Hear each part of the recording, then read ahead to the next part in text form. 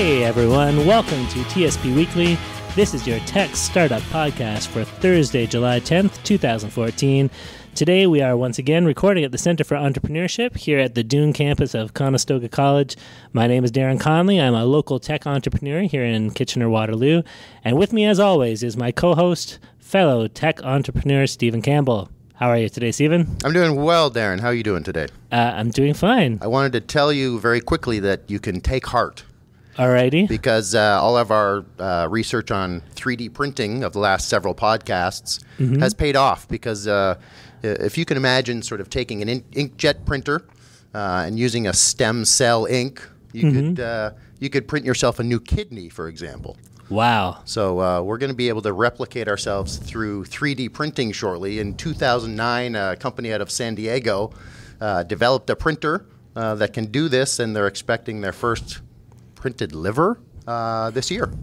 That's insane. So look for that. I feel like we're opening too big a can of worms with this topic. We got to save that for another podcast where we can cover it in more detail. Maybe we can get one of these liver printers to come as a guest. Human cloning printers, I'm thinking.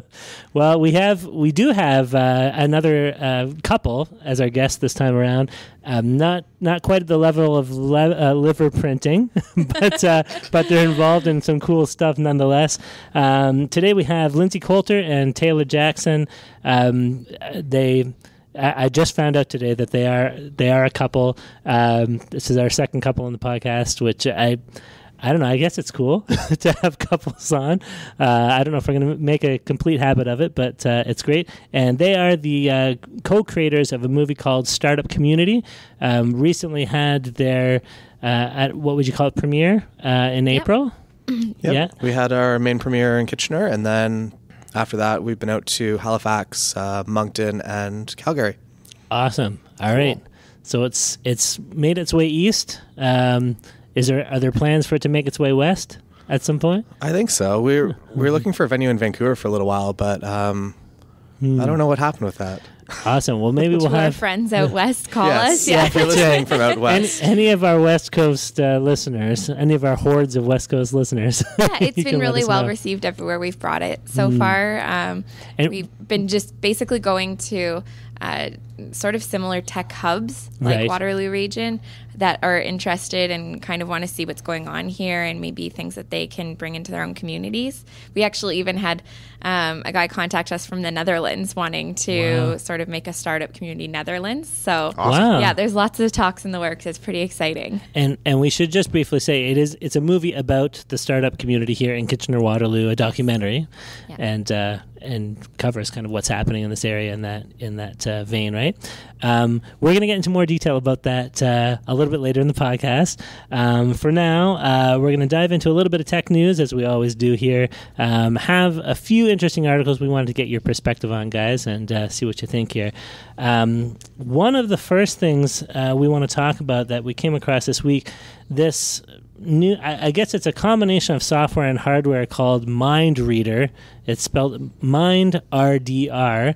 And it's a Google Glass app that lets you control Google Glass with the power of your mind. So I'm dead serious. So typically with Google Glass, now I've never tried it, but having watched the video and seen, heard the testimonials, typically you control Google Glass either through voice commands or through kind of touching the arm of it with your finger, right?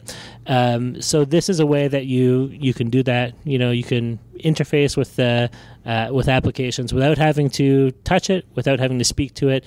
There's another piece of hardware that you use in conjunction with Google Glass, kind of attaches to your forehead. And if you want to see what it looks like, you can look at the link to the article. We have it up on tspweekly.com. You can see a picture of this thing, but it's a piece of hardware called the NeuroSky, and it measures your ability to focus, the part of your brain that relies on focus. So you can use it, for instance, with the photo-taking app, and if you focus and concentrate really hard, there's a little meter on the screen, and it shows your focus level rising, and once it hits a certain point, it takes the picture. and then you can use the same kind of technique to post it to Facebook or to Twitter or these kind of things. That sounds exhausting. I'm worried that it would say you're not focusing at all. Your pictures have been deleted. Yeah, like we're taking away everything. You seem too tired today. The telekinesis possibilities are endless, though. To blow up objects on the other side of the room, or to start your Keurig, or well, it's really taking out the middleman, isn't it? Like I always controlled my Google Glass that I don't have with my mind, but my finger. I had to tell my mind had to tell my finger to do something. So really, you're taking out the middleman. Yeah. So. Sometimes maybe your finger would just do something poke different. Me right in the eye. Yeah. It was very uncomfortable. Yeah, and maybe if you're having a really off day, you just can't make Google Glass work at all for you. I guess it could be really messing up your. If you're a little distracted, you've got to like those people that just multitask in their brain all day long. Mm-hmm. What do? You're gonna be taking pictures, sending tweets, sending angry emails to people you don't mean to send them to. Well, that's what I'm wondering. Like how easy it is to accidentally start doing things using this kind of interface, right? So you're taking pictures of things you don't want to take pictures of, like you say, and tweeting all kinds of stuff that you didn't want to go out there. Just send your boss a new email. You could, or if all those things that your brain was thinking that you probably don't need on the internet. It's true. Or heaven forbid, like somebody notices an attractive member of the opposite sex walking down the street, your attention level jumps, and all of a sudden it gets sent out, to your spouse or whoever. You can get yourself in real trouble, right? But I just think it's interesting that we're starting to kind of cross this threshold of brain power to activate devices. I don't know. Does this sound like something you guys would want to try out, or is there any appeal in this? I would try it once, but at the same time, the whole Google Glass thing, I feel like I haven't really caught on to it. I can't imagine putting that on my face for any extended period of time other than to take a photo. Right. So and then attaching an electrode to my head in addition to my Google Glass, I think that might be pushing it. Yeah. It would look weird in public, I think, right? Like seeing something attached to your forehead plus the Google Glass, like you're going to attract a lot of attention. You certainly would. Yeah. Yeah, I think it really amps up the creepiness factor too, because one of the complaints with Google Glass was that you sort of reach up, touch it, and then the light flashes and you're being recorded. But now that you can just sit there and think about recording it, the creepiness factor goes through the roof for me. Yeah, but it's only creepy to you because you're the only one who knows you're recording something, right? Right. Nobody else would know. Yeah, well, that's Does true. the light go off? I don't know if the light. I don't know. You just actually start staring at someone on the street, and all of a sudden the light starts flashing. That's strange. Yeah. Or now your finger's clear to cover the light because you don't have to turn it on. Oh yeah, you can use your hand in front of it. Yeah, there Silly, you go. Scary. I don't know. I don't know if I can see it really like getting into the car or at home. I really like the idea of wearable tech. I like the Mio and some of the Xbox and the PlayStation 3 and sort of like I get it and I like it and all the motion sensing stuff and the wearable tech. This one, I don't know if I'm excited about it. No? It worries me, the brain focusing. Right. So I don't know what that looks like yet. Well, I need to see it. Apparently, according to this article, they're only using, I guess there's like 3 kind of sense points or measurement points of the brain that they can make use of with this technology, but there's something like 18 altogether that you could potentially be harnessing to use for UI, new kind of UI designs. So I mean, maybe I think this is just kind of the first dipping the toe in the water with possibilities. Like maybe this is something that's only going to become more and more, I don't know what we say, scary, exciting. It could probably be really useful for like psychological testing. Like universities do all kinds of testing, but in the end, you're really asking for a response from the person. You're asking them to tell you what they think of something or what they believe or what they've seen. Whereas this is really cutting that out entirely. So if they can use that same kind of, focus on this and see how everyone's brains respond differently, I think that the academic side of this could be really, really cool. That's true. Maybe less creepy. Yeah. If it's in a controlled environment. I think that every UI designer should probably go out and buy this just to put on people and be like, sit in front of this. Here is the website or here is the app, and just to see what their eye pattern is, to know what they hit first, what they don't notice. Or how it affects their attention levels, right? How quickly do they get bored with somebody's app or whatever? Yeah, for sure. There's also talk of using this as an interface for people who are physically handicapped, right? So apparently, I think the article mentions that Stephen Hawking expressed interest in something like this because it kind of cuts out the the awkwardness of existing interfaces and just go straight for the mind. So, and that man has no issues with using his mind. Yeah, absolutely. It's all the other kind of UI factors that are more difficult, right? So he would use Google Glass better than any of us could. Sure. If you could use this interface for it. Yeah, absolutely. I really enjoy the visual of just Stephen Hawking just focusing really intensely on something. Glass is smoking away. Yeah. Depending on what you end up being able to do with an interface like this, I mean, he could just kind of be sitting and looking like he's staring into space, but all these amazing equations are popping up. About the structure of the fundamental fabric of the universe. Right? It's the Iron Man 3 lab again, where he's he's flipping stuff around in his. I'm picturing those those CSI boards that don't. I don't know if those things exist really. Like it's just all this stuff up on the walls. That's what I would picture. Yeah. Stephen Hawking just sitting there, generating all the data. Yep, absolutely. Well, let's move on here, guys. There's another startup recently raised $7 million called mNectar. I don't know why it's called mNectar, but this is the name of the startup.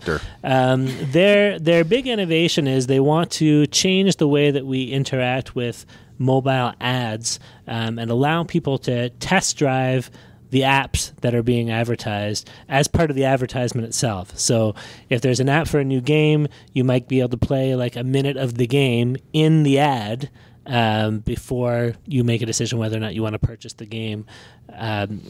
So this apparently, I mean, it's interested people or investors to the tune of $7 million, which is a pretty nice chunk of funding. So, absolutely. One of the things they were talking about is that they didn't think the consumer had enough information to tap on the ad to then purchase it with these interspersal ads that they eventually got to after the banner.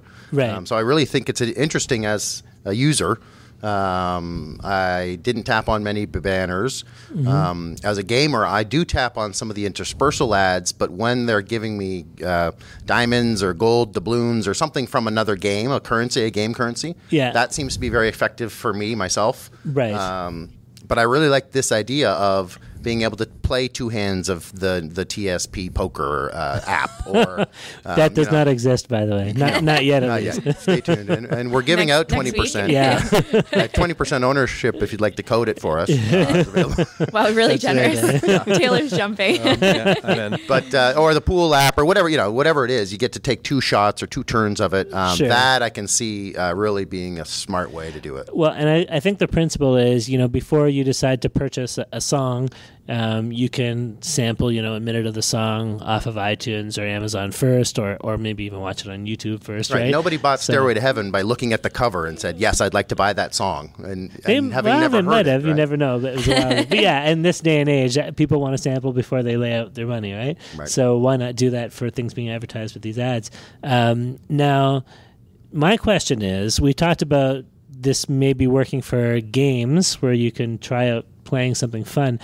Do you think there's any possibility to advertise anything that's not a game through a platform like this? Like, can you advertise a chat app, or can you advertise a, organize your files kind of app through a system like this? Or do you think gaming is kind of the only market? You could do like a free shopping list app, so you get 2 free shopping lists, or you get 1 free website, or you get 1.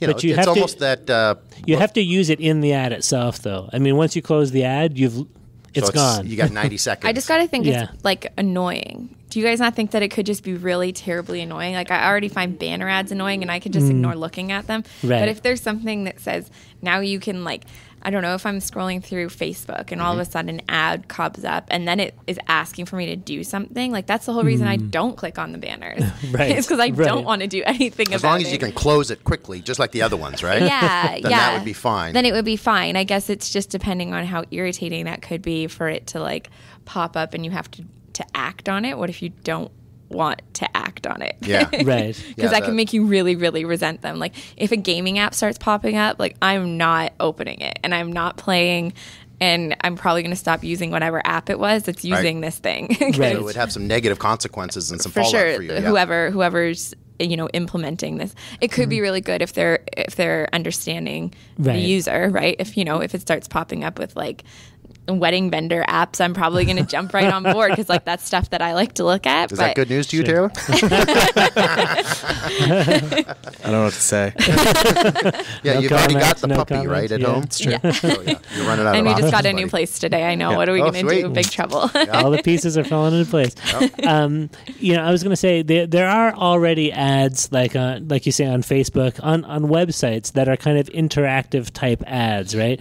Maybe not where you get to try out the app being advertised per se, but I've seen all kinds of things that are like, try to get the ball in the hoop or try to get the monkeys into the whatever as part of the banner ad, right? Yep. And it's kind of clickbait to get you to try it out, but once you click on it, you're taken to the site. And she's just like annoying. Yeah, that's right. And I think with Facebook kind of auto-playing all the videos that my friends are uploading, they're clearly really pushing that aspect of Facebook because I feel like I see every single video that anyone posts. See, I shut that thing off. I didn't know you could do that. Any website that starts playing music or playing a video before I just tell it to, that's you're not working for me. Yeah, but even on iPhone now, it's just the autoplay. So this could. Wow. I'm assuming they're probably testing to start running that video ad content on your cell phone, which I don't love the idea of paying that much data. Right. To watch something that I didn't necessarily decide that I wanted to watch. Right. That's true. And I wonder if ads like this will use up more data because it has to load a portion of the game being advertised if you're going to try it out, right? And so that means more data than just a banner being sent to your phone. I always hated that. The first phone call I'd get on my new cell phone was from Bell. And I'm like, I'm paying for minutes and you called me now to use my minutes. What's going on right now? Yeah, I pay you anyway. What are you calling me? That's true. Well, and I think too, when I think of myself, when I'm browsing online, you kind of develop a skill, right, where you become blind to the non-content portions of whatever web page you're on, right? And sometimes it changes and you have to adjust it. You're like, oh. Yeah. But you're right. And they try to get tricky and incorporate ads into the content so it looks the same as it. Yeah, like so-and-so liked this page, and then you see in the fine print suggested ad or something. I'm like, what's happening? Why am I getting this stuff that I don't really want? I thought, oh, that's interesting that Taylor liked it, so it's probably something that's relating to me. Yeah. Taylor only liked it because it was advertised, probably, right? So, those suggested pages, those are sneaky. It's true. And I think once you kind of develop, I think the digital tech-savvy generation has this kind of blindness to non-content, or we've trained ourselves to be blind to non-content. So I wonder how effective even something like this will be. You kind of have to train people out of that I don't look at banner ads mentality, or I just skip through whatever ad pops up on if it's a pop-up thing on my screen, I'm not even going to bother giving it my attention at all, right? So I have to think that if there are still people playing Farmville, that there's a reason why they invested $7 million into this, right? Because they know that there are people that are on Facebook that want to be given all the content that's being thrown at them. Mm-hmm. Right. So, I mean, although I think $7 million is crazy for something like this, there's a reason, because advertisers are saying $7 million is nothing for us. Sure. So, and that's spread over tons of advertisers. So whoever the investor is knows that they can sell this to even 100 ad agencies and make back their $7 million in a heartbeat. And this is specifically for mobile, by the way, too, right? So it's like full screen interactive ads on your mobile phone. So that's it's kind of taking up all the real estate. Yeah. So, it's not like you can just flick by it. That's right. I really think there's something there, because it's about discovery for me. We talked with Wes Warfield from Bit Bakery a couple weeks ago on TSP Weekly, and he was talking about how it's unfortunate, but because there's so many millions of apps in the App Store now, the consumer is kind of making a decision based on an icon.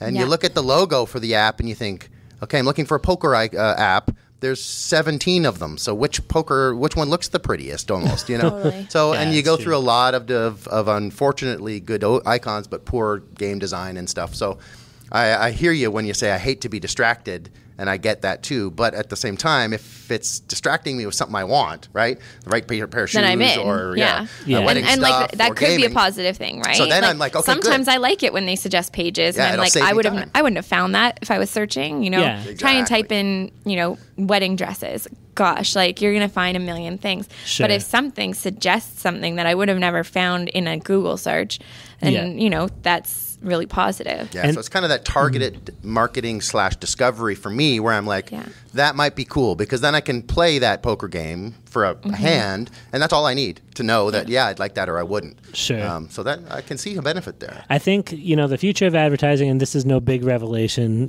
people have already said this before, but it's how well you can target it, right? Instead of just blanketing a whole population with where 90% of the people don't care about that ad, you target your ad specifically at the people who are most likely to respond. And this idea, and this is what we're talking about here, the idea of mixing content, how would you say it? The mixing content and advertising together, blurring the lines between the two, right? I always thought that TV show The Price is Right was so brilliant, because that's essentially what they do, right? The entire show is advertising, and then they also have commercials, during the commercial break. But it's all products. For, it's all spade and neutering your pets. That's right. Yeah. So it's all everything. So they've taken the advertising and made it the content that you interact with on the TV show, and this is the same principle they're kind of applying here, right? I had my own idea for a an ad-based game that uses advertising as content in a game, but I'm not going to share the details because I won't do the disclaimer. Something might happen. Oh, the 20% disclaimer. Yeah, no, it's fine. Someday I might want to make this thing, but I have no time and money for it right now. Okay, let's move on. We have one more article we want to just take a quick look at here, guys. Very interesting article came across on Mashable recently about the future of virtual reality. Just talking about this move to use virtual reality, I don't want to say to manipulate people necessarily, but to affect the way that people think and the way that people behave. There was, some talk in the article about how they were creating virtual reality recreations of real-life events or situations to allow people to kind of immerse themselves in this, whatever the situation is, and see what their response is. So, for instance, the example used in the article, the first example at least, was there was an incident at the U.S.-Mexico border crossing where a gentleman got beat up by the police. And I don't know why exactly what happened, but I think the appropriate term to use was killed by the police. Did he die? Yeah. Oh. I didn't even know. Maybe I should have read a little more carefully. Huh? I think they beat him to death. But Wow. The incident was recorded by several people using their cell phones, and using the video footage and the audio from that, they were able to recreate kind of a virtual mock-up of this situation and then drop people into that situation wearing a headset to experience what happened there and to kind of more so than you could with a still photo or a grainy kind of cell phone video, cause people to react to something as if they were right there experiencing it. And the funny thing is, even though it's just virtual reality, even though it's not photorealistic, perfect video that they're seeing here, people tend to have much stronger emotional reactions to content when they're immersed in it rather than seeing it through a screen. They also talked about there was an interesting study done at Stanford where they put people in a virtual environment in a forest with a big tree with chirping birds in it, and then they got people to kind of chop down the tree with a chainsaw. They didn't hand them a real chainsaw, but they gave them a tool that made it feel like they were really chopping down this tree, and the tree fell over and the birds stopped chirping, and that was it. And it sounds very simplistic, but they were trying to study if this would affect the way people make use of paper products and how environmentally conscious they act. And the funny thing is that people who went through that experience ended up using less toilet paper and paper towels because they made this connection, like they had the experience of where this is coming from, and it actually changed their behavior in a way that just watching a video of somebody chopping down a tree had very little effect. Yeah, I think the statistic was that in your lifetime, you use the equivalent of 2 trees worth of toilet paper. So in the article, this person was talking about, I can't walk down the toilet paper aisle in the grocery store anymore and not think about the tree that I've killed in my lifetime wiping my butt, So, and it was almost like a Stockholm syndrome kind of a thing where the immersiveness of that information when you receive it impacts you differently than seeing a picture or reading it, or, so if you say, oh, in my lifetime, I'm going to wipe my butt with 1 tree worth of toilet paper. Okay, I get it. But when you actually have to cut that tree down and have that experience, it is much more, it sticks with you, it really does. And that makes sense to me. I can see that in that reenactment of the beating on the border. Yeah. And how they talked about in the simulation, they wanted to do something. They were that convinced, or your mind is, that willing disbelief where you suspend it, and they wanted to jump in and stop this. Right. And they're in a Walmart or wherever they were with the virtual reality headset on, so they couldn't do anything. But that's really neat to hear about, because you and I are talking about some immersive media projects now. And yes, we have another side project. So I'm too many things I'm wrapped up in. Too many side projects. I think it sounds really interesting. It could be dangerous. Obviously, you could put people into some really scary situations that could emotionally scar them. But true.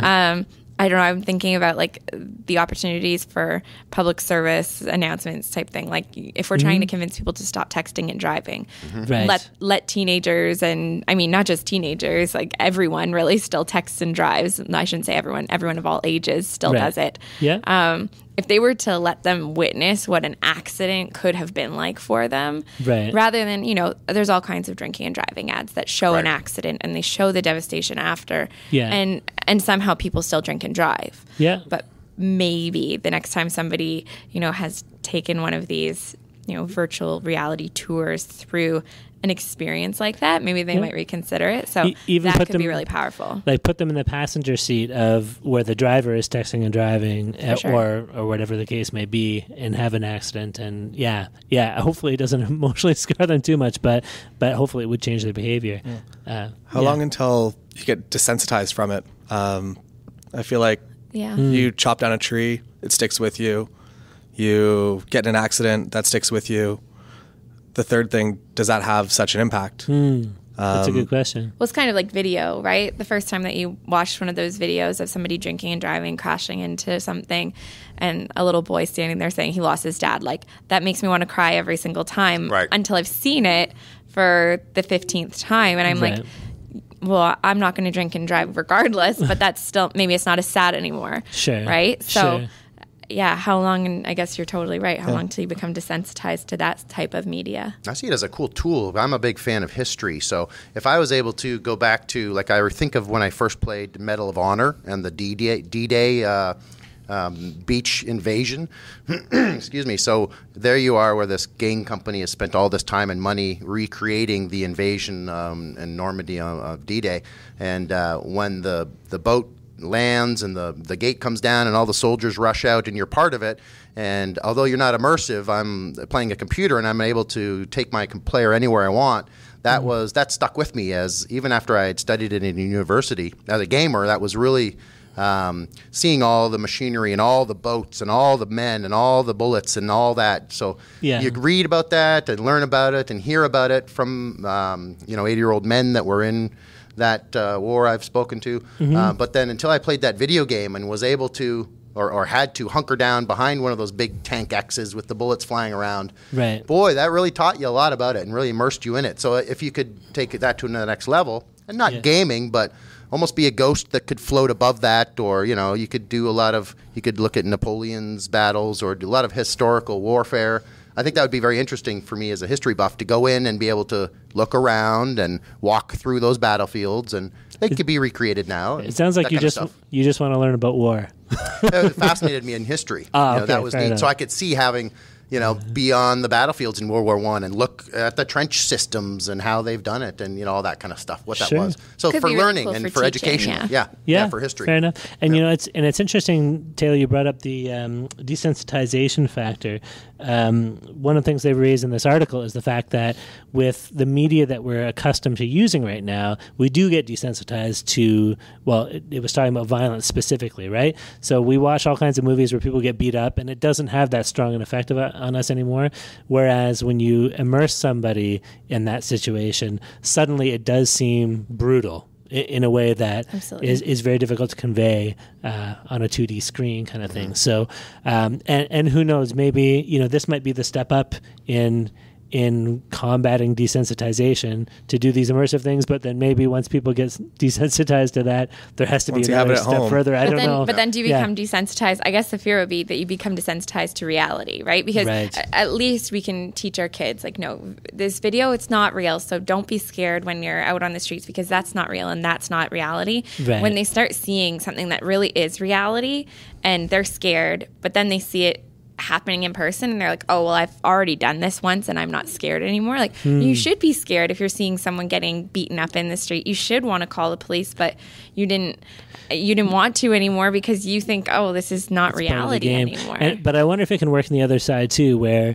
you use those immersive tools as a training ground for how to act in the right way. Yeah. So instead of just being a bystander, you can hopefully in this immersive reality take action and train yourself into, what's the best way to react or to intervene in a safe way. When everyone reacts so differently in a crisis situation, which I think could be a great tool, for lifeguards or for emergency response workers to know this is how in a crisis situation you're going to respond the first time, and we don't have to deal with real lives at stake. So if you're a doctor and you're in an emergency and you haven't dealt with it before, well, here's a chance for you to test it out and see what happens. A great simulator. Yeah, because, I mean, how do you know how you're going to react? Are you going to freeze? Well, this is how we're going to get you out of your fear of freezing or whatever it is, right? Desensitization works well almost in that. Yeah, absolutely. Application. Yeah, I think it's just a normal. I think it's a healthy part of humanity that we develop desensitization so that we can cope.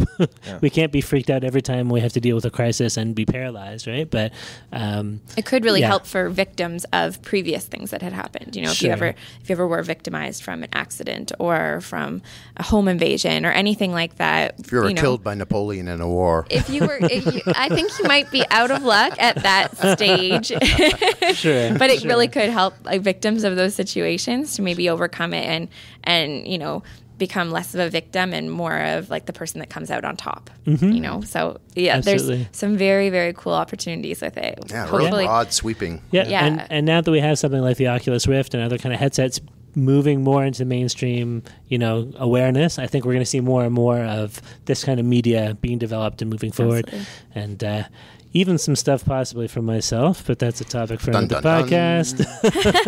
Is that another project? I'm keeping a tally here. I've heard of 3 so far. This is one of the 3 I think I already mentioned, but we'll talk about it another time. For today, we want to talk a little bit more about what you guys are doing. So we've already talked a little bit about media, but let's dive into what Startup Community is and how it came to be and how you guys kind of had the seeds planted for this idea and where it went. So I'll say up front, I saw the movie, or I saw the cut of it that you guys showed in last April. That's still the same, yeah. Okay. Nothing's been altered since then. That's great. I thought it was wonderful. I know there were, how many people showed up at that premiere? It seemed like a lot. Close to 500, I think. Yeah, or maybe more than 500. Wow. It sat, the auditorium sat 500, and almost every seat was taken, but then there was also standing room in the back where people were hanging out watching from the back. So it was a pretty cool environment, actually. Yeah. That we didn't really create. We don't know how it happened. It was just people were excited about it. So sure. It was awesome. Having drinks being served in the lobby, like alcohol, I think probably helps create a nice atmosphere too. That was, that was important to us. I know that sounds crazy, but it was important to us that people felt comfortable, that this is a different experience for you, that this is your night out. Right. You can come with your friends, that if you're in the documentary, you can be proud of it and kick back and, watch your co-founder or whatever it is, kind of be a superstar for an hour. It was pretty cool, actually. Sure. To see that happen, and nobody's going to say no to a few beers while you're doing that. Yeah. I really did enjoy the beers falling over and just making the ting, ting, ting, ting noise as they As fell they under. roll It was down the constant. theater. Oh my gosh. We were we should have maybe thought about that because the audio was really great. It sounded so good. And then all of a sudden you just hear a beer bottle go. I think it added to the experience. Ding, ding, ding, ding, ding. Yeah, it made for a pretty fun environment. Just get cans next time, that's all. Yeah, the cans. That's right. Now tell us about the genesis of this. So when did you guys, was it one of the, sorry, I'm bumping my mic here. Was it one of the two of you who had the initial idea and kind of pitched it to the other one and said, let's run with this? I know officially your title is Taylor. You're the director and Lindsay producer. Yep. Is that accurate? Yeah. Or did it work out that way? Yeah, absolutely. We wore pretty much every hat, I think. Yeah. Like director and producer is just like, I guess, the most logical title for IMDb. Right. And like legal purposes. But I mean, like we both did marketing. We both stayed up until 6 o'clock in the morning the night before we launched the website and stuff and emailed CBC and emailed all the different places we wanted to go out. So like we literally had to do PR marketing, we traveled all over the place. And also all the filming. And then, I guess we and shouldn't forget, we also like filmed the whole thing, Right. You guys don't have cameramen or audio man? No, or anything? we are the No, cameramen we had, and audio Holden men. helped us out with editing. I was going to ask about the editing, because usually the editing when you're doing a documentary is the most kind of intimidating aspect of it. It was a big... Yeah, we used Holden. Holden was incredible, actually. Holden Mooring. He, we took, probably thousands of hours, really. Like, I don't know how many hours. Taylor probably knows. I don't actually know. Like, probably about like 400. Yeah, it was insane. And you how had to many boil hours that and down. had to compile it all, right? So, and what was the final length? 50 minutes. So 50 minutes. Yeah. So wow. That's a scary thing for us to do because we're so attached to the stories, right? Sure. When you're sitting in an interview, you guys probably hear it all the time. People are telling you an enticing story, but if it doesn't relate into the media that you're trying to produce, then it has to go. Right. If it doesn't fit within the story that you're trying to tell, you can't keep it in. Right. But like when you're so immersed in it, when you're the one that's doing the interview and talking to them and you want to tell every story, but nobody wants to sit through 400 hours of, That's right. of a documentary. So Holden did like the first big chop, like huge chop, like the first huge chop brought it down to like 2.5 hours, which was still too long. Like we still loved all the stories in it. We still wanted to tell them all, but again, who's going to sit through that, right? Like this isn't Titanic. Nobody wants to hear watch a 2.5 hour movie. Well, I would like to watch it, but I might want to see it too. But we're pretty close to the source material, and that was our biggest goal, was making it attainable and accessible. So, I mean, it's the right length. Like technically, it's the right length if we wanted to put it on a broadcast like CBC or CTV. Sure. It's also the right length if we wanted it to go into festivals. And it's also the right... Technically, is there like a sound quality or video 1080p or 7020p or any other technical things that for like the CBC, would they require anything else from you guys? Yeah, I mean... Just standard broadcast. Quality, everything. There's standards, okay. Yeah. I mean, there's standards, and we just had to make sure we're filming in high definition, obviously, right? Like, we're not filming these things on handy cams. Like, what did you use? Nikon D600s, so DSLRs. So we're actually personal both cameras and stuff? Yeah, we're both professional wedding photographers outside of this, so that's kind of how we had some gear already. Obviously, we had to get more to do this kind of filming, but we already had the technical stuff behind it. And some of the skills too. Yeah. Well, and so let's go back to we can the early reverse points of the how story. it sort of started. So tell us about how it got started. So I'll give it to Taylor because Taylor kind of was the brains behind it. I guess it began as a project where I was going out to Shanghai, and I kind of bounced the idea off Lindsay and my friend Marshall, and I was like... Can you tell us why you were going to Shanghai? Air Canada... Because that's a pretty big deal. Yeah. Taylor travels like no one you've ever met. I travel a lot. Air Canada gave me a free ticket of a $1,500 value or less. Okay. Anywhere in the world, essentially. Why did Air Canada I don't give know. you a free... Just out of they the blue? emailed me. I thought it was spam. They said that I'd won this contest that I'd never heard of, never entered. Because I actually get phone calls saying, this is Air you won a Canada, you vacation. won whatever. Yeah, that's probably not true. And I always think it's spam. No, but this one... now I'm a little worried that I might be throwing away free plane tickets. If it's a cruise, you're being signed up for a timeshare. Okay. But yeah, they sent me another email. If you have to leave out of Florida, it's not right. Okay. So they sent me another email, and they're like, hey, Taylor, just like following up on this. And at that point, it was obviously a real person. Okay. So I threw their name into LinkedIn. I'm like, oh, you actually work for Canada. Yeah. You're a real person. Cool. So I responded, and they're like, yeah, like, congratulations. Just let me know what you want to do. And then I just called her one day and I booked it. And flew into Shanghai and out from Tokyo. Okay. And in Shanghai, I met up with a friend that went to school for architecture from UW. Mm-hmm. And I just thought that he had a cool job because he started this fixed gear bike shop in Shanghai. Now, this was in the movie, yeah? They made the movie. Oh, right. But at that point, the movie was just basically career profiles on people that I thought were doing cool things. Okay. It wasn't necessarily about startups, but while I was talking to him, there was just a lot of talk about how he was there to help the community, which kind of resonated with, I don't know, a lot of what happens kind of around Kitchener-Waterloo, that everyone is kind of in it together and tries to help everyone out. Sure. So I didn't necessarily make the decision at that point to kind of turn it into what it is today. I went to Tokyo and I did kind of the same little interview with my friend Norm, who teaches English out there. I guess he manages an English school. Mm-hmm. And that didn't end up making the movie because he wasn't necessarily, I don't think he spent long enough in Kitchener-Waterloo. Because as soon as he was able to, he was like out to Tokyo. Right. Even though he was born here.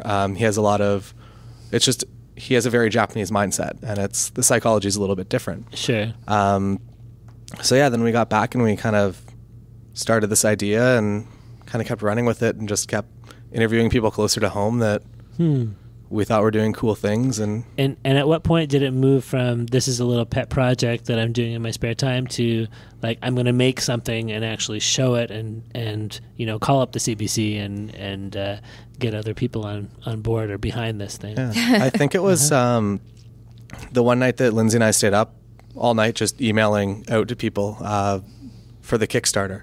Or I guess the Indiegogo campaign. Right. Because it still was like a personal project at that point. Mm-hmm. Like it was still something, you know, we were just doing as friends. We were like, hey, this would be fun. Mm-hmm. You know, as wedding photographers, we pretty much work Saturday, Sunday and outsource the rest of our work. So like we can have the luxury to do something fun with our time. And what we wanted to do was just profile cool people doing cool things. Right. The more we looked at cool people doing cool things in the region, we realized that they were more than not in tech. Obviously, Waterloo region has tons of it. So there's lots of cool things happening in tech. But then we also realized that, like, I don't know, I guess that there were cool things happening around the world because we do both travel so much. But there's really, really cool things happening right where we are right now. And there's countries looking at Waterloo region saying, what are you guys doing here? So yeah, like the Netherlands. Yeah, like the Netherlands. Yeah, exactly. Yeah, for that example. Communitech and exactly. And my first co-op job was actually at the UW Research and Technology Park. So that's kind of how I got involved with Taylor, and I started saying, like, you know, maybe we should take this further. It seems really cool, and I think that this story needs to be told. Because as a co-op student, I did marketing, and a lot of my job was meeting with delegates from all over the world, you know, from Asia, from everywhere. They would come and say, what's going on here? Because we want to replicate it. And you're like, well, you can't, but you can come watch if you want. That's great. But we were really just hoping this would kind of be like a marketing piece for the region. It would also be a great way for startups to say, hey, come invest in our company because this is what we have going on to support us. Because although we might seem like this little community, we have a huge impact on the world around us for such a small population. Right.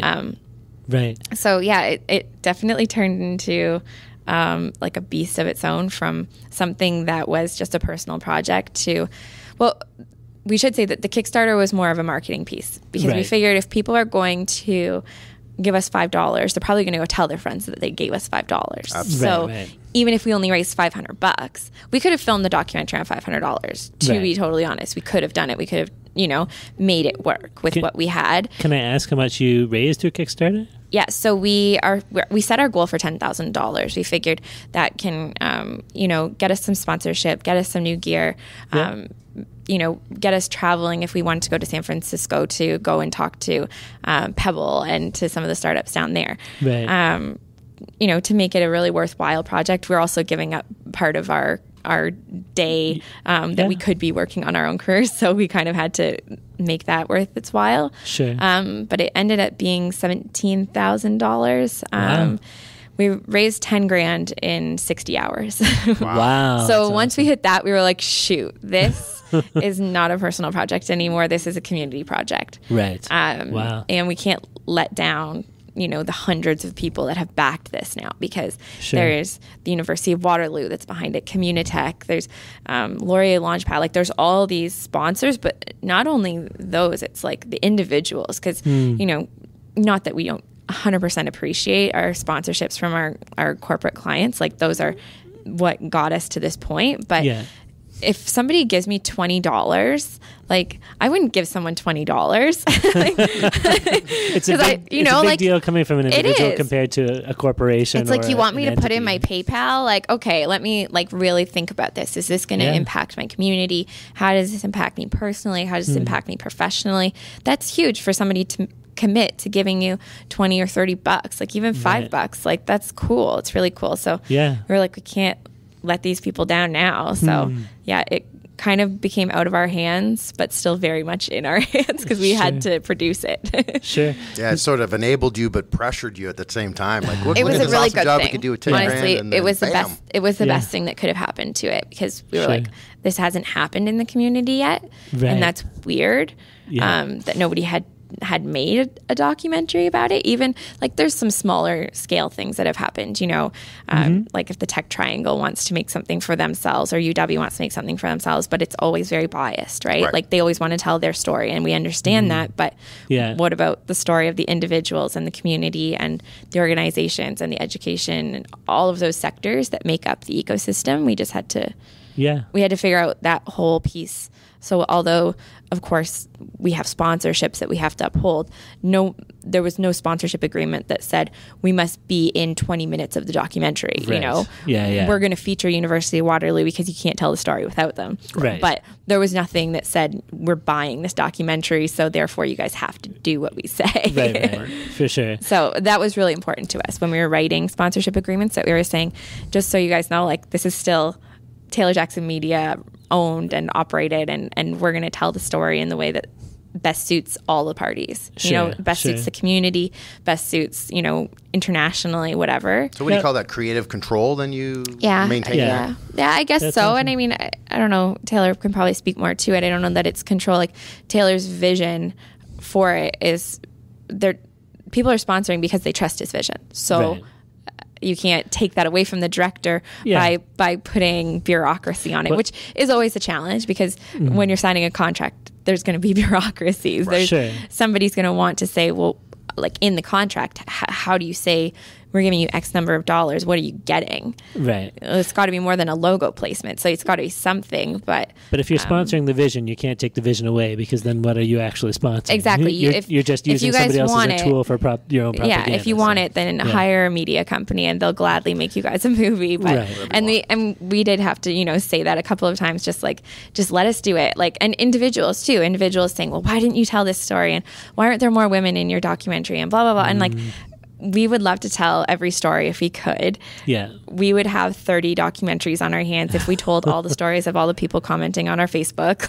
Right. But at the end of the day, like, just trust that you backed a really worthwhile project, and you backed it knowing what it was going to be, or at least knowing what you thought the idea was going to be, right? Yeah. It's no different than backing the Mayo. Right. You can't tell them what you want the coding to be, right? We called it a Mayo, though. Isn't that what it's called? We were calling it Mio, weren't we? Oh, you guys are in trouble. I don't know. Well, we're hoping to have somebody from Thelma Labs on the podcast at some point, so they'll make sure that we. I'm gonna say 98%. It's the Mayo. Yeah, it's the Mayo. Right? I think it is. I think it is the Mayo. I think it absolutely is. So, but you're not gonna give them $200 and back something, and then send them an email and be like, you guys are doing it wrong. This isn't how you know what? I shouldn't say that. I'm sure they get those emails on the daily. They probably do, but it isn't right to do it that way. But it doesn't matter, right? At the end of the day, you give somebody money because you're trusting them, and it's tough. Like, we didn't anticipate that when our wedding clients come to us and they say, we're going to give you money. It's because they know what we're going to give them. We're going to give them wedding photos. Like, right. No, but when you're asking people to fund something that we weren't even sure what it was going to be yet, like, because we didn't know until April, basically. Yeah. Like, until like a week before it was 100% done. Yeah. We didn't know. Right. You know, it's a story. That's the point of a documentary. If you knew what the story was going to be when you started filming the documentary is not needed. Right. So, people already know it. I want to say, like, a big, the central theme, I think, of the documentary, and correct me if I'm wrong, is this concept of the startup ecosystem here in Kitchener-Waterloo being a supportive, collaborative community more than a competitive kind of community that you might get in some of these other kind of startup hubs or areas that are known for startups, like Silicon Valley or Toronto, or I don't know. I don't want to diss anybody. It's tough not to diss somebody when you're saying we're the best. But well, and definitely we're biased, you know, since we're all kind of based out of this area. But this seems to be the theme of the film, that we do have this unique quality, and that people are really going out of their way to help one another out, to make introductions without asking for, you know, a referral fee. Yeah, referral, exactly, or stock options or whatever. That's right. Yeah. It's not like I'll scratch your back if you scratch mine. It's, you know, I'll help you out because I know what it's like to kind of be in your shoes, and I want to do something nice for you. Yeah. Absolutely. Is that accurate to say? Yeah, for sure. And another, I think that you just quoted somebody in the movie, though. Yeah. Pretty close. Yeah. like almost directly. Yeah. Have you watched it recently? Yeah. I haven't seen it since April. Wow, that's maybe impressive. I have an amazing memory. I don't know. Yeah, good for you. Yeah, like another one of the main themes, I guess, was that I think Larry Smith said, I don't actually remember if it made it in the final cut or not, but just how we're such a small place. Right. And if this much activity was happening all over Toronto, it wouldn't be that remarkable. Right. But because it's all happening kind of within such a small place, that it is remarkable. Yeah, like we have a population of 500,000. So you take that in a small borough of Toronto and then give this much impact. That's pretty impressive. And when you look at the other well-known kind of startup areas like Toronto or Vancouver or San Francisco or New York, I mean, you're talking populations in the millions usually, right? So I guess that it is interesting. That's a very unique kind of quality here, and it's not like there's not impressive things happening in San Francisco, and like, no, of course, like obviously there's impressive things happening, and a lot of what we do in Waterloo started out being modeled after some of those places. Right. But at the same time, we're not the Valley, and we're not New York City, and we're not Montreal, we're not Toronto. And I think the biggest difference is that like our Tri-Cities don't even come close to the population that some of those are. You combine them. Yeah. And like downtown Kitchener 10 years ago is like not a nice place. and now all of a sudden it's turned into this incredible place to live and to work and to socialize. Yeah. And that wouldn't have happened without the tech scene, without startups and without Communitech and the hub happening like right downtown. That just wouldn't have happened. It wouldn't have been possible. Sure. So it's pretty incredible to see not just like the startup ecosystem, but like I went to school for geography. Right? So that was like my interest was like, it's so cool to see that some of these stores downtown Kitchener probably would have closed their doors if it hadn't been for, everybody's talking about get downtown and buy local. And obviously that's a trend, or not a trend. Hopefully it's going to leave, but it's a theme that's happening all over the place, not just in Waterloo, but, it's certainly not going to happen without the intensification that's happening because of the tech scene. Sure. Go ahead. It was funny to see while we were filming that Thalmic moved out of Velocity because they just got way too large. Yeah. And then they moved into one of those storefronts in Kitchener that went out of business. Right. And they were running a startup out of a storefront. I don't know if they had like a curtain up or something, so they didn't get any walk-in traffic. Right. But that was their temporary office space while they were waiting to get their new office. Yeah. Right. And it's just cool to see how, I don't know, not necessarily the techs come in and push everything out, but things that maybe shouldn't have been there have disappeared and become something better. Or the areas that would have become run down, vacant, abandoned kind of places can now be remodeled and used to create a vibrant new, space for startups to work out of. I think Vidyard too, right? Moved right into downtown Kitchener, and it's funny to see stuff like that, because I remember like growing up. My dad is a graphic designer, so he used to make signs for lots of like smaller businesses. So I would go with him at like 7 years old and see all the different businesses in the area. And when I was younger, they were all going into business parks. Right. Business parks were in suburbs, because that's where the people that were running the business parks lived. They lived with their families, like, 20 minutes outside of the downtown core. Yeah. But that's not a sustainable way to live at all. That's not how our cities are going to do well, and they're not going to thrive like that at all. Right. So seeing those places now empty, like Huron Business Park, like those places, no one knows what they are. And if they are, they're doing manufacturing. They're not a place that people are going to generally do innovative things anymore. I mean, there's the odd exception to the rule, but you'll see like textile manufacturers and stuff filling up those spaces. Sure. It's not where the buzz is anymore. No, right? like you don't see Vidyard moving into Country Hills and Kitchener, right? Like that's not going to happen. Sure. But also those people aren't going to live in Country Hills, right? They're 20 to 30 years old and they want to live downtown. They want to live near Victoria Park, and they want to live, where the action is happening. Yeah. And it's cool to see kind of the revival of that. And that's why there's new buildings going up, and that's why they're going into old, warehouses that have been sitting empty downtown Kitchener, like great real estate. It's just empty now. All those old warehouses are being fixed up to be like the hip I know, like exposed brick the day that space, Google bought like into that space, and everybody was like, wow, that was like that place sat empty for a while, and why are they going there? Like that's so weird. My band used to jam there, and it's amazing. Everybody's like, it's so good. It's going to be so dusty, and like there was a lot of skepticism. And now it's like the coolest place in the city. So it's amazing. I had a tour of it a couple months ago. I have a friend who works at Google, and I was like, I could live in this place. Like I'm just like sad that you have to work there in order to go down the slide. Like who's giving me their pass? Because I just want to go down the slide. It is a very cool slide. Yeah, we got close to the slide, and I actually I took a selfie in the bathroom because there were no pictures allowed. So I did actually break the rules.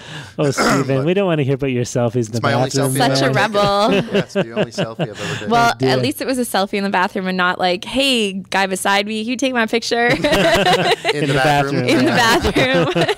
Famous last words. We don't have a whole lot of time left, but I wanted to ask you guys. You had mentioned like there are so many stories on your that you've recorded for Startup Community that might not have got told. So is there a story that might not have made the final cut of the film that you thought was really, really cool and we're sad to see it lost? Lindsay definitely has a favorite. Yeah. I do. I tell everybody about these guys because they were so fun. But actually a friend of ours, he lives in Toronto. Actually, no, he doesn't now. Does he live in California working with a startup? I don't know. A friend of ours. He went to YC, so he's out there somewhere. He's out there somewhere. He's lost in the startup world. But heard that we were doing this documentary, and like the hundreds of other emails we got said, hey, I have some friends, they have a startup, they're doing really cool things, you should check them out. But their story was super unique because they were working out of one of their apartments.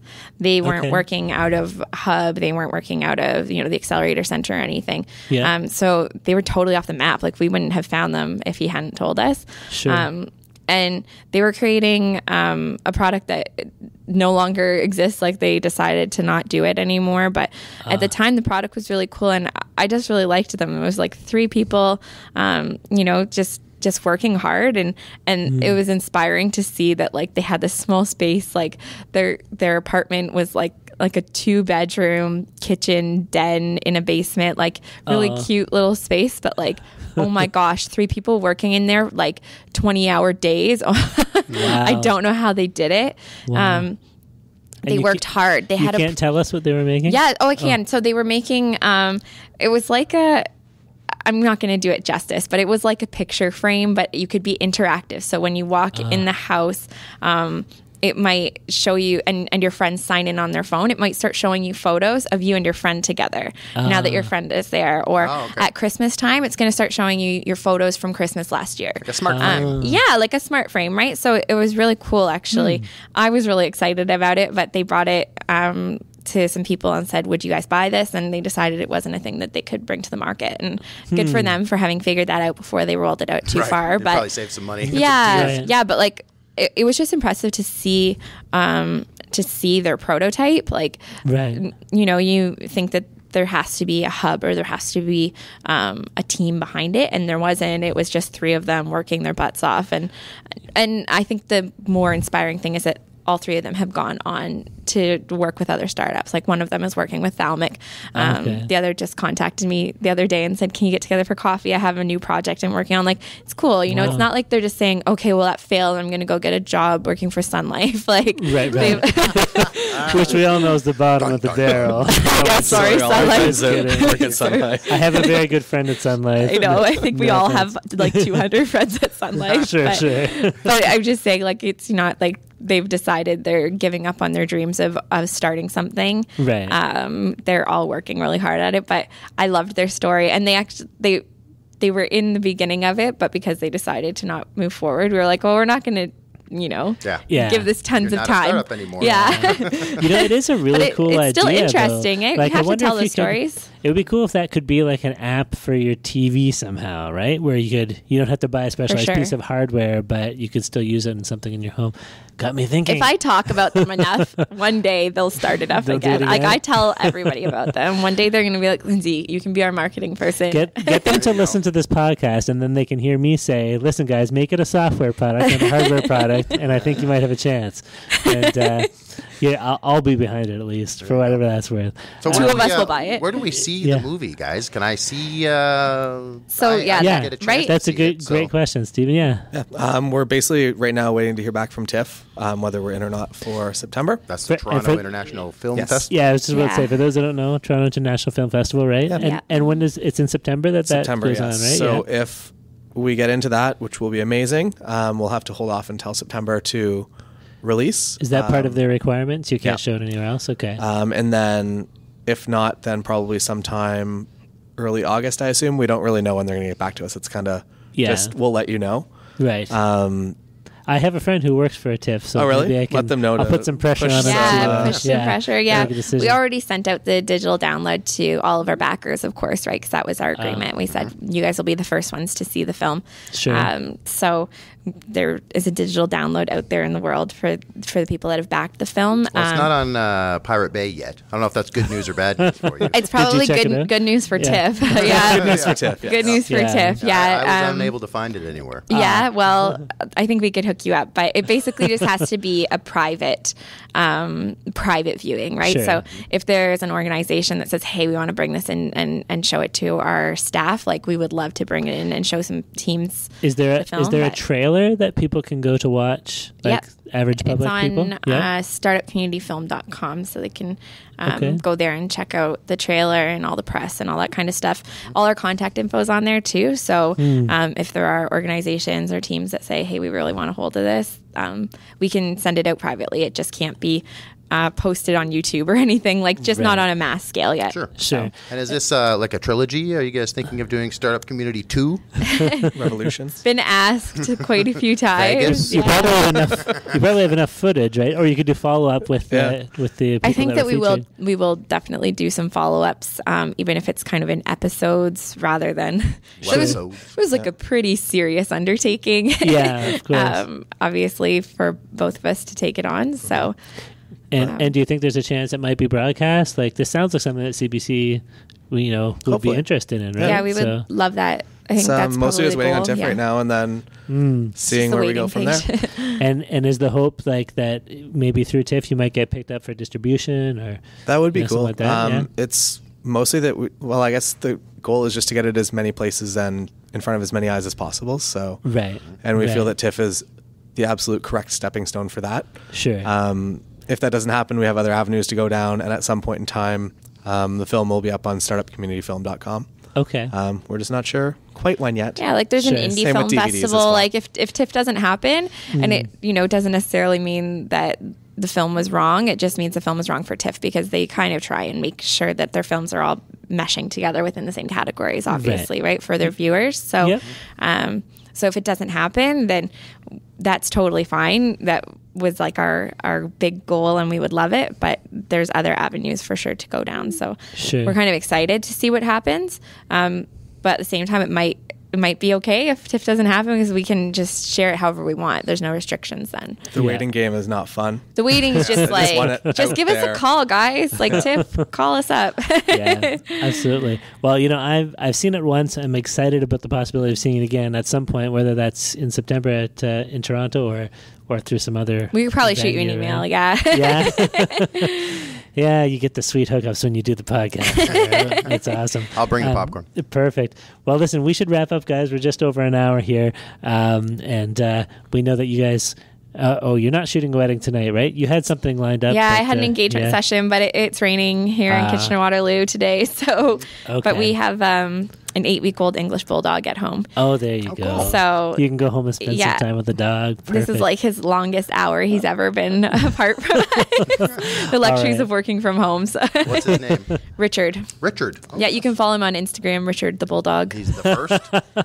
Richard the first? Oh, yeah, Richard the first, for sure. and before we wrap up, I'll just ask if there's any other links or Twitter or anything that we can follow you guys on. You mentioned your website already, which was Startup Community...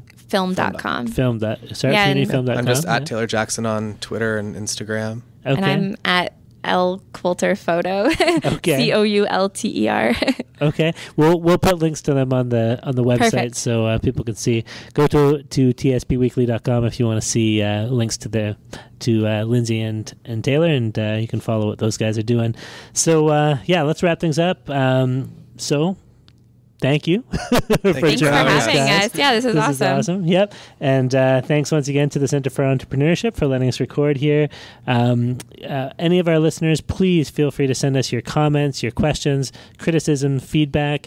You can email us at feedback@tspweekly.com, or you can just come to the website, tspweekly.com, and leave a comment under the posting for this podcast, and we'll even read your comment on the next podcast and respond to it if you want to say something. I'm going to send a good one. Yeah, perfect. That would be awesome. Any angry manifestos are fine. Anything, any feedback. That's right. We're not picky. So for myself, Darren Conley, my co-host Stephen Campbell, and our guests Lindsay Coulter and Taylor Jackson, thank you so much for joining us today, and we'll see you all next week.